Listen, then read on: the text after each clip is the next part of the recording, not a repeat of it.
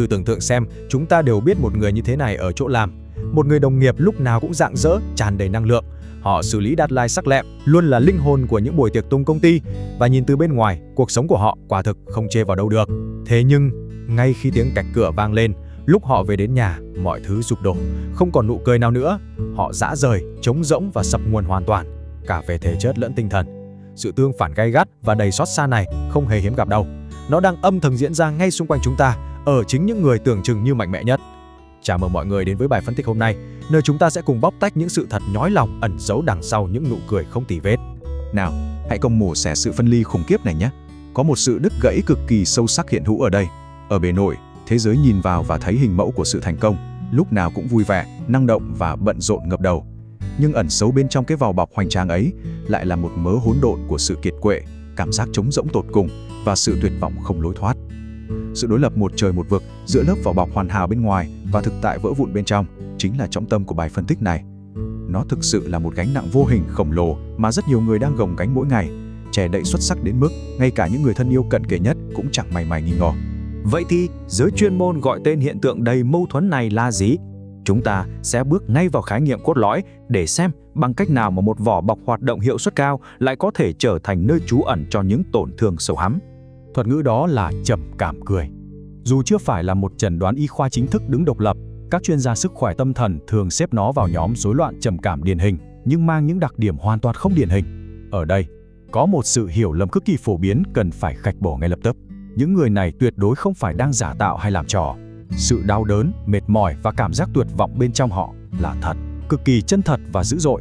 Chỉ là họ mặc một lớp áo giáp chức năng cao quá hoàn hảo đến mức những người xung quanh, kể cả người nhà, hầu như không bao giờ nhận ra tín hiệu cầu cứu ngầm của họ. Cái điểm nghiệt ngã nhất nằm ở sự so sánh này. Nhắc đến trầm cảm điển hình, chúng ta thường nghĩ ngay đến hình ảnh một người thu mình lại, chán nản, nằm bẹp trên giường và để lộ rõ sự buồn bã. Nhưng với trầm cảm cười thì sao? Họ vẫn đi làm, vẫn đón con, vẫn chột xeo âm và vẫn đi chơi cuối tuần. Nhưng thực ra, chính việc phải duy trì cái vỏ bọc tôi vẫn ổn và giữ cho năng suất công việc đỉnh cao đó lại là một cỗ máy ngốn năng lượng khổng lồ. Nó giống như việc một chiếc điện thoại chỉ còn 1% pin nhưng vẫn bị ép phải chạy hàng tá ứng dụng nặng đô vậy. Việc gồng mình để trông có vẻ bình thường, vắt kiệt từng giọt sức lực cuối cùng, và hậu quả là những triệu chứng trầm cảm âm thầm lại càng bị đẩy đi xa hơn, tồi tệ hơn. Thế thì làm sao để nhận ra khi mà nụ cười đã che lấp mọi thứ? Các dấu hiệu thường vô cùng tinh vi, không dễ gì mà thấy được. Đầu tiên là những cơn đau vật lý chẳng rõ từ đầu rơi xuống, đau đầu triền miên, đau vai gáy hay viêm loét dạ dày. Khi cảm xúc bị đè nén quá mức, cơ thể sẽ buộc phải lên tiếng thay.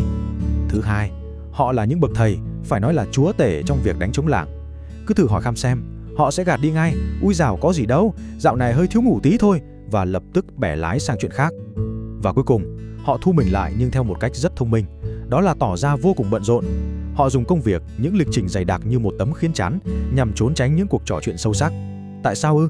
Bởi vì việc lỡ để lộ ra sự tổn thương yếu đuối chính là cơn ác mộng lớn nhất của họ lúc này. Phải nói thật là khối lượng lao động cảm xúc cần thiết để giữ cho cái vỏ bọc này không bị nứt nẻ là khổng lồ.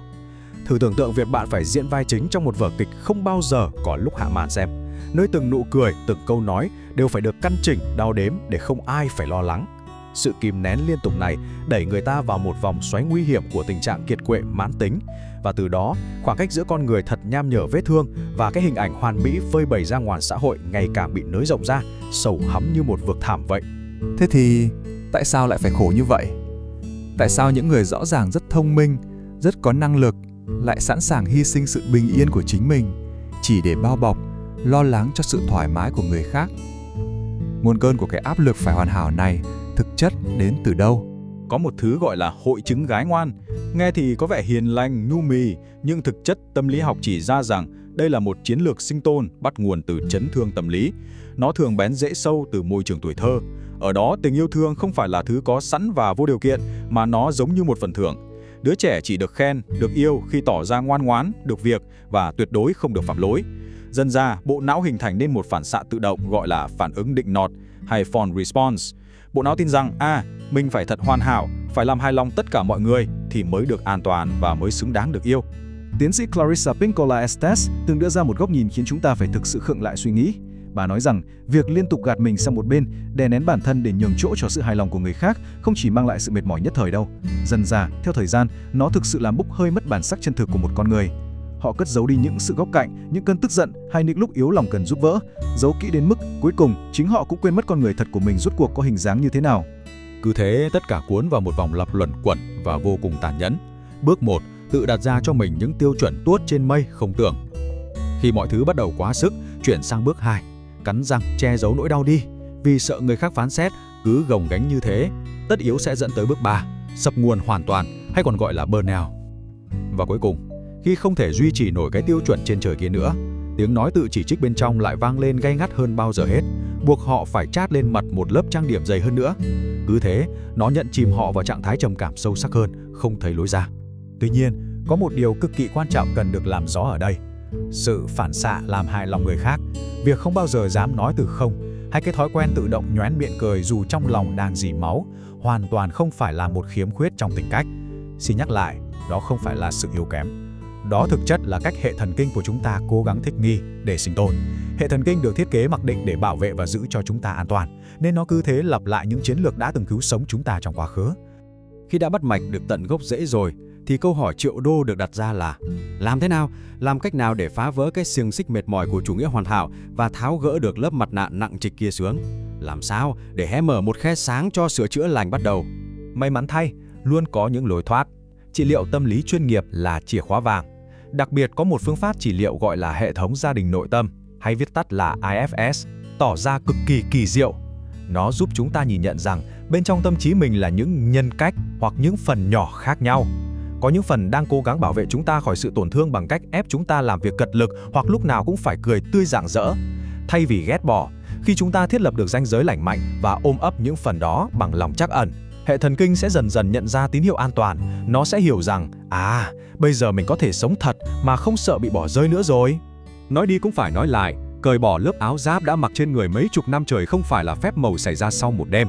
Đó là cả một hành trình dũng cảm hạ dần từng lá chắn xuống. Để có thể xây dựng được những mối quan hệ thực sự gắn kết, sâu sắc, chúng ta buộc phải lấy đủ can đảm để xuất hiện một cách đầy khiếm khuyết. Phải cho phép người ta nhìn thấy mặt mộc của mình, những lúc cáu gắt, lộn xộn, những lúc yếu đuối rã rời. Bởi vì sự đồng điệu chân thực giữa người với người không bao giờ có thể nảy mầm trên những hình tượng giả tạo hoàn hảo cả. Khép lại bài phân tích hôm nay, có một tư tưởng rất mạnh mẽ thế này: sự tổn thương không phải là điểm yếu mà là sức mạnh tối thượng. Đúng vậy, nụ cười che để nỗi đau từng là một chiếc phao cứu sinh tuyệt vời giúp đi qua giông bão, nhưng giờ đây nó lại chính là mỏ neo cản trở một cuộc đời đích thực và trọn vẹn. Quyết định buông bỏ lớp vỏ bọc ấy, dám đối diện và sống thật với mọi hỉ nộ ái ố đòi hỏi một sự can đảm khổng lồ. Nhưng chắc chắn rồi, đó là con đường duy nhất dẫn chúng ta về với sự gắn kết trọn vẹn và sự bình yên tận sâu trong tâm hồn. Cảm ơn mọi người đã theo dõi bài phân tích này. Hãy luôn dịu dàng với bản thân và hãy nhớ rằng tự do lớn nhất chính là khi chúng ta dám tháo chiếc mặt nạ xuống.